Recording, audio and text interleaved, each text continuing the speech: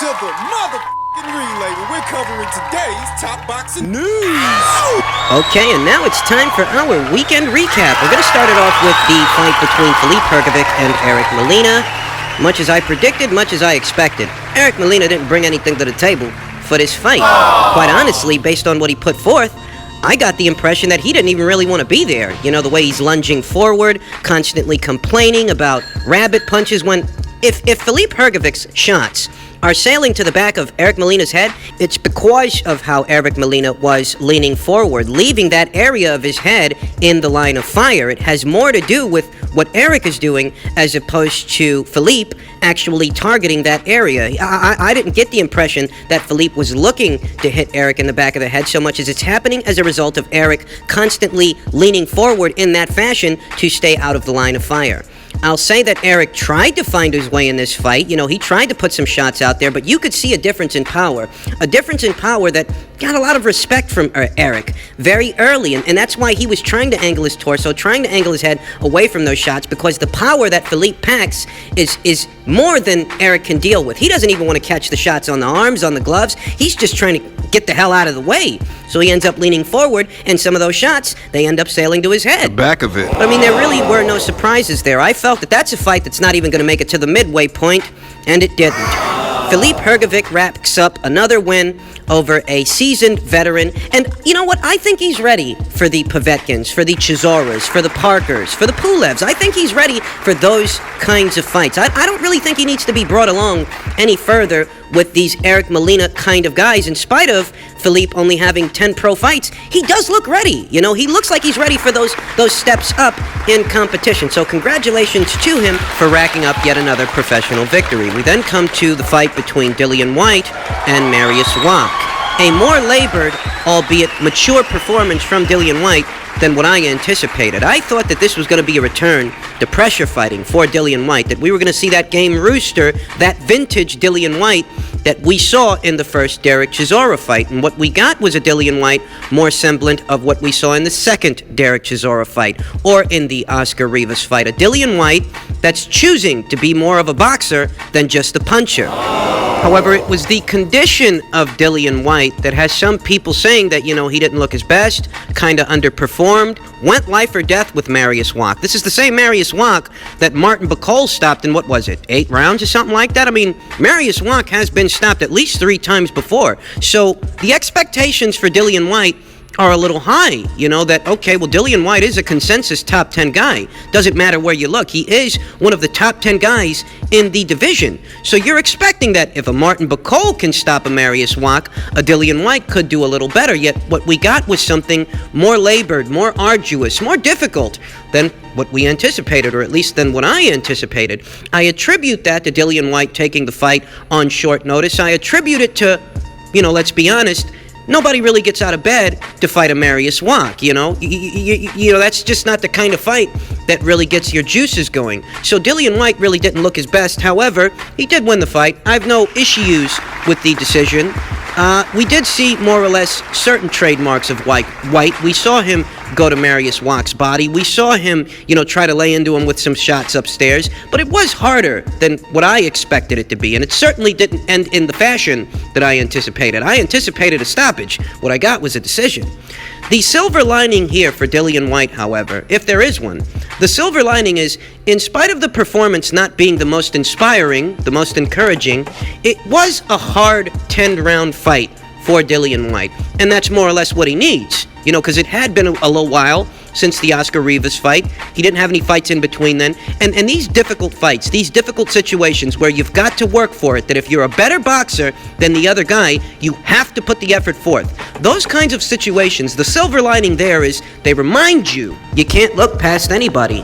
That even a Whyte-Wach on the right night will give you a hard fight. So it behooves you to stay on your P's and Q's and protect yourself at all times. That you might not feel all that inspired to be fighting a Whyte-Wach, but even that guy, if your eyes aren't on the ball, if you're not careful, could surprise you. That's the silver lining here for Dillian White, that it was a labored performance, but it reminds him what division he's in and what he's got to do to stay sharp, to stay on top of things. So I don't think Dillian White looked his best. I expected better, but I think he expected better of himself as well, and perhaps in his very next fight, he'll do better. We then come to what was the fight between up-and-comer Michael Hunter, attempting to establish himself as one of the big boys in the heavyweight division, against the seasoned veteran, world title challenger, and Olympic gold medalist, guy who's been around the block, Hunter-Povetkin. Now, I did anticipate that this fight would go to the cards, that yes, it's the heavyweight division, and both of these guys can crack,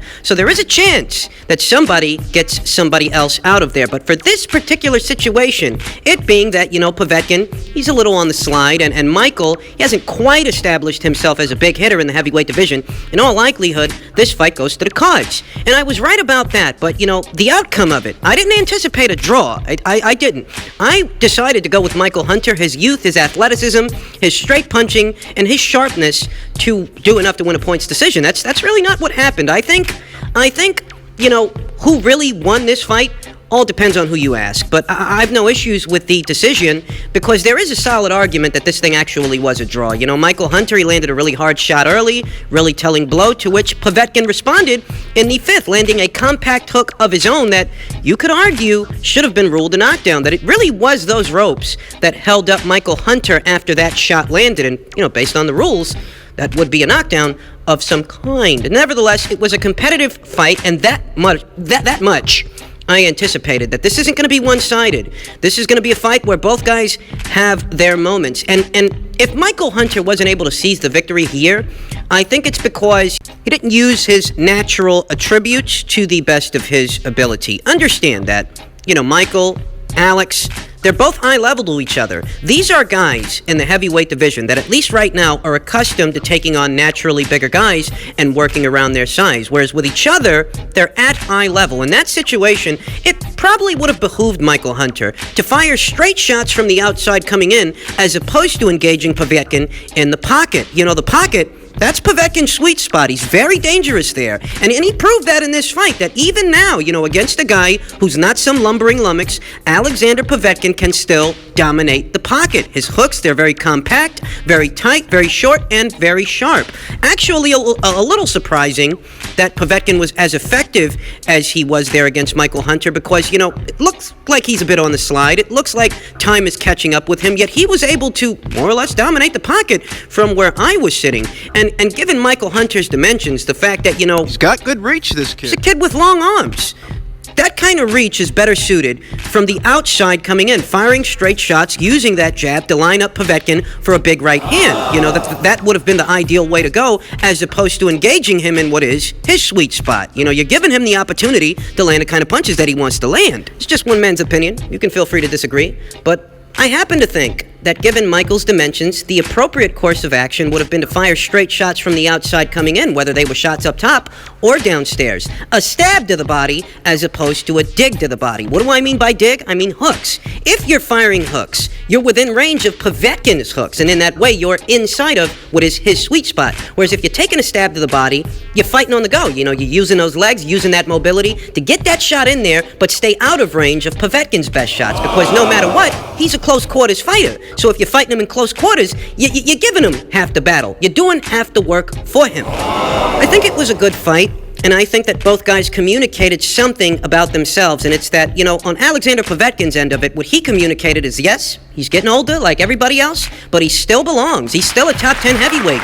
and Joe Schmo's not just going to walk in there and have his way with him. In turn, when it comes to Michael Hunter did prove, at minimum, that he belongs, that he is in that top 10 conversation, because he just fought for 12 rounds against a top 10 fighter who's challenged some real heavy hitters in Hunter-Povetkin. Not everybody can go 12 rounds with the likes of an Hunter-Povetkin, whereas Michael Hunter, a newbie to the weight, he did. So in that way, he does belong. He didn't get dominated in there. It certainly wasn't lopsided. This thing was competitive from the first round to the 12th. So I think both guys showed that they definitely belong. They're definitely still in the conversation, and there is, more for them to do moving on from this. I wouldn't mind seeing a rematch, to be honest, though I don't think it's going to happen. There were some gas tank issues there on the part of Michael Hunter, which was kind of surprising because it's Povetkin who's known to fade down the stretch. Whereas in this fight, he had I think it was the 11th. He had a great round in the 11th, and he looked all but spent, all but faded in the 12th, allowing for the 12th round to become a more competitive round. And moving forward, obviously there are things to correct, but all things considered, I think both of these guys gave a good account of themselves in this fight. So let's see what they get into moving on from this. We then come to what was the main event of that same card, the highly anticipated rematch between what was then the unified champion Andy Ruiz and what is now the unified champion Anthony Joshua. And as far as the aesthetic of the fight, the dynamic, the play-by-play, how'd it look, how'd it work out? It was everything that I anticipated, minus what would have been the crescendo of the fight. I was expecting a late knockout, that after a couple of rounds of piling up the points and keeping that jab in Andy Ruiz's face, I expected that Andy might be worse for wear enough that he'll be in line for a big right hand and maybe Joshua can get him out of there sometime in the 10th or the 11th. It didn't quite happen that way, but everything else was spot on. Anthony Joshua established dominance early in this fight, sticking and moving, fighting on the fly, fighting on the go, landed 2 big right hands on Andy Ruiz in the early goings of the fight, in the first round, opening a cut, drawing blood early to let his man know that he means business. And for the most part, throughout the course of this thing, little old Andy was lost in the sauce. It seemed like he just wasn't the same guy that he was before. And that actually has more to do with Anthony Joshua's approach, his implementation. He learned from his mistake in the first fight that Andy Ruiz is a solid guy. He's a good fighter, great chin, good power, great counters. But so long as you keep this guy on the outside, none of that comes into play. Andy Ruiz is a mid-range to inside counterpuncher, and he's a hooker. So as long as you're not mid-range to inside with this guy, for the most part, he will be neutralized. He will be lost in the sauce. You gotta keep him on the outside. And that is contingent on 2 things. Yes, firing straight shots from the outside, but also using those legs, staying on the move, as to maintain that distance to Andy as he tries to inch closer to Anthony Joshua. The added weight had the effect that I expected, that it's going to be harder for Andy to close that gap since he's about, 13, 14, 15 pounds heavier than he was in the first fight?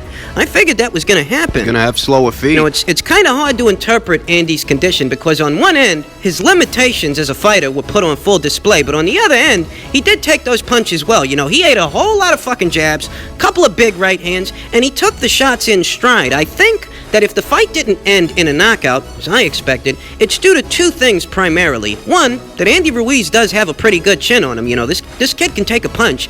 But 2, also, it's because Anthony Joshua is fighting on the fly. He's fighting on the go. He's not sitting on those punches. He's on the balls of his feet, navigating that ring and using it to his advantage, using that mobility. And when you use that mobility, it does allow you to fight on the go, safety first, but it does come at the sacrifice of your power. You're not quite sitting on those punches. And in many ways, that's what costed Anthony Joshua in the first fight. He went in there committing to his shots, looking for a knockout, and lining himself up to be knocked out. So in the second fight, he corrected that mistake. You don't overcommit with a counterpuncher. I'd say that Anthony Joshua was just about 2 rounds short of pitching a complete shutout. I mean, it was a master class, fighting the necessary fight to secure the victory against a formidable fighter. That's the name of the game. Hit and not get hit. And that's very much what Anthony Joshua did. And he did this 2 rounds short of pitching a shutout. There were moments where you could see that Anthony Joshua was going for it. He does want to get this guy out of there, but he's not going to compromise defense for offense. Not this time. And in those moments where Anthony Joshua showed a bit more aggression, the counterpunching, the hand speed of Andy Ruiz made a brief appearance. But this time, unlike the last time, Anthony Joshua knew to disengage. I want to say that this lighter, more streamlined Anthony Joshua actually got a speed boost in terms of output. He actually showed more snap in those punches. He's quicker. Quicker hands, which some people described as a drawback for Anthony Joshua, that he's carrying around all that muscle, and it's slowing him down. Well, not this version of that fighter. This version of the fighter had a lot of hand speed, very quick jab, very nice feints, great movements, offsetting Andy Ruiz's best qualities. If by some chance in the course of the fight Andy Ruiz found himself within his sweet spot, Anthony Joshua knew instinctively, tactically, to tie that guy up. Don't even trade punches with him. You don't punch with a puncher, you don't hook with a hooker. In that situation, Anthony Joshua knew to clinch, tie this guy up, and smother his work. It might be frustrating for fight fans to watch, and even more frustrating for Andy Ruiz. But at the end of the day, it's about securing the victory, and that's what Anthony Joshua did. The best way that I can characterize this performance is the maturation of a fighter. You understand? It was a mature, composed, poised, and controlled performance from Anthony Joshua to get those belts back, to do what he's got to do to win the fight. Anthony Joshua has essentially, at least for this fight, gone from being a boxer-puncher who goes in there using the boxing to look for a knockout. He's gone from being a boxer-puncher to being a pure boxer. Hit and not get hit, completely defensively minded, safety first, long range on the outside, on the go. Understand that this is not this is not a transition that everyone can make when the situation calls for it. This is one of those moments where a fighter goes from being a good fighter to being a great fighter. Can he adapt? Can he adapt to survive? And Anthony Joshua has shown that yes, he can. This is the hurt business, folks. This very much is a business where it's adapt or die. That what may have been working for you up until a certain point, what works with one guy might not work with another. And if there's more than one way to skin a cat, it behooves you to use it. That's what Anthony Joshua's done. Effectively negate the hand speed and counterpunching the power of an Andy Ruiz by keeping the smaller man out. Because Andy, like all fighters, has his limitations. He has his drawbacks. You'd be hard-pressed to look out there in any landscape, in any division, where a guy's got it all, where he's got power and hand speed and foot speed, and he's tactical and technical and all these different things. Everybody's got their debilitating weaknesses. And it's the job of the boxer to use those weaknesses, exploit them to their advantage. And that's what Anthony Joshua did. That, you know what, if this guy's got a good chin, good counters, good power, I've got to find a way to work around that. And that's what Anthony Joshua did. Add another layer to his repertoire that he can tap into moving forward if the situation calls for it.